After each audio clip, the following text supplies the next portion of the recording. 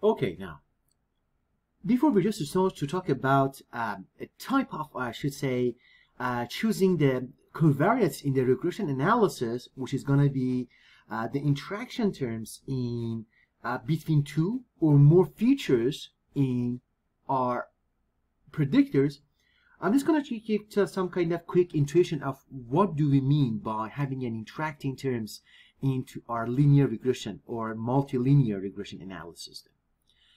Based on the thing that we have seen so far, we said that for the linear regression analysis or the nonlinear ones, we just start by simply writing like that. We say that, okay, we just start with an intercept. Then we can say, okay, we are going to have a sum of all the coefficients into our predictors, which is going to be the xi, and also I have I here from 1, which it goes all the way to the n. And based on the things that we have talked so far and what we have seen, we said that beta 1,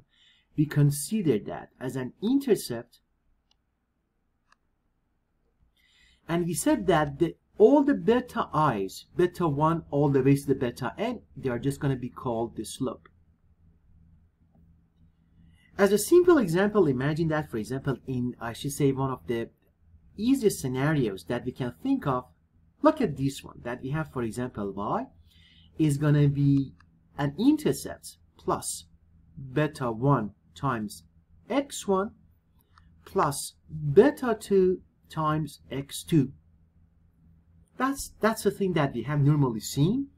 based on the regression that we do. For example, you can imagine that, for example, based on the things that we have seen, we say that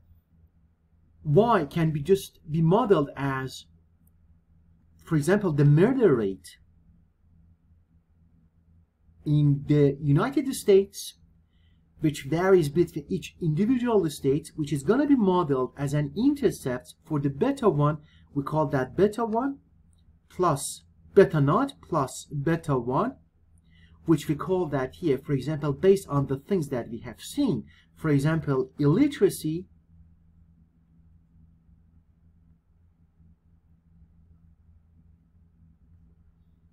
plus beta 2, which we go that, for example, there should be another covariate, which we call that income. That's the thing which we have done that so far, especially when we talked about the Bayesian multivariable regression analysis.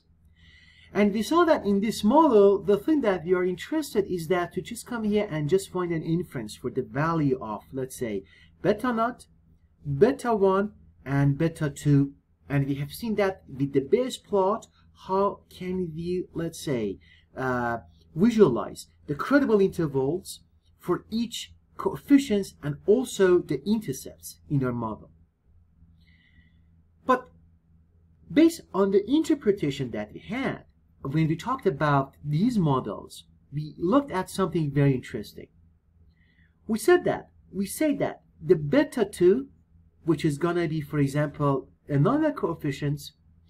we said that as one of the basic interpretation is that we say that in order to interpret the beta 2, we can simply think of the fact that imagine that we keep the level of the illiteracy in those states keeping constant and fixed, and the beta 2 reminds us and tells us, for example, how much murder rate is going to change only by one single unit change of the income. If beta 2 is going to be the positive, the change is going to be the forward. It means that if the income increases by one single unit, the murder rate also increases by one single unit. However, we saw that if beta 2 is going to be something negative, it means that if the level of the income changes by 1 unit, the level of the murder changes by 1 in the opposite direction. If income increases, the murder decreases, or vice versa. These were the things that we talked about them back when we talked about the intuition about what do we mean by the regression. But the clue was that when we talk about the beta 2, we have to just keep the effect of the beta 1 which is going to be, I should say, the slope for the illiteracy, we have to keep this level as a constant. However, in the case scenario that you want to talk about the interaction, what is the possible thing that may happen? Imagine that in the case that we can think of the changes of the murder with respect to the income, but we do not keep the level of the illiteracy constant. What do we mean? We all know that if, for example, if the income is going to be low, imagine that, for example, if we have the level of the income becomes low, and also we can think of that, for example, the illiteracy can be logically, for example, to be kept down, or vice versa. Well, the level of the education is keeping low, then as a result, the level of the income may just be low, or at a threshold, the relation can be just kept as a forward. Then the thing that we just want to do is this. We say that, okay, based on the things that we have, in this scenario, we say that, okay, if we look at this one as the thing that we talked about, we come here say that, okay, we can think of another term, that another term introduces a very interesting fact that the illiteracy and the income, they have a mutual impact on each other, and their interaction, if I show that by this symbol, the column, is represented, I should say, by the fact that we are, for example, we are including the impact of, for example, the mutual, I should say, interaction of the illiteracy and income. Then in that case, we see that the murder rate, the changes of the murder rate,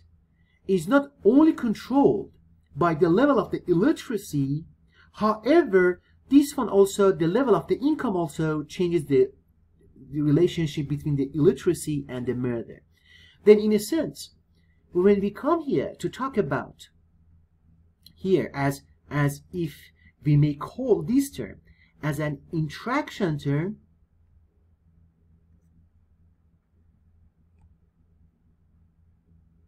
the interaction term, which not always is as easy as to see that here between these two terms, between the illiteracy and the income, it is essentially an indication that your response variable, which is gonna be here in this case, as we call that a murder, which is going to be a response variable. It means that the response variable, the dynamics of the response variable, its changes, cannot be regarded in isolation with only one level of the change of our variable, our predictors. It means that I cannot look at the changes of the response variable simply by looking at the changes of the illiteracy. I know that the illiteracy and the income, they are interacting terms, then I cannot just keep one features constant and analyze the changes of my my response variable with respect to the other one. The true changes of my response variable with respect to one covariate is impacted by the mutual change of the other covariates. And that's the thing that we are looking into that by introducing another term as an interaction terms, which we show that by these double columns that I have shown that here. And these interaction terms, as you will see, it comes also itself by a coefficient or a slope, as we call that here beta 3, and that's the thing that we also include that in our regression analysis. Now, on the next tutorial, we are just going to introduce a new type of datasets,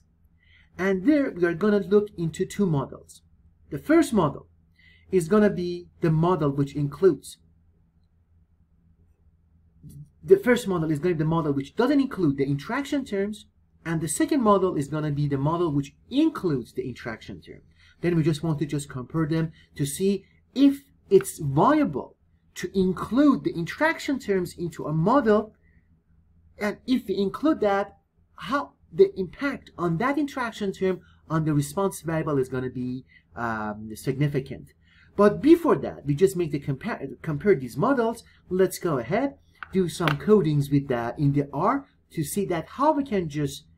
incorporate the interaction terms within the, I should say, a kind of a data sets, and run the regression model to see that how can we just interpret their slopes and how we can visualize the interaction terms impacts on the response variable. Then I would see you on the next tutorial when we should have lots of fun working in the R.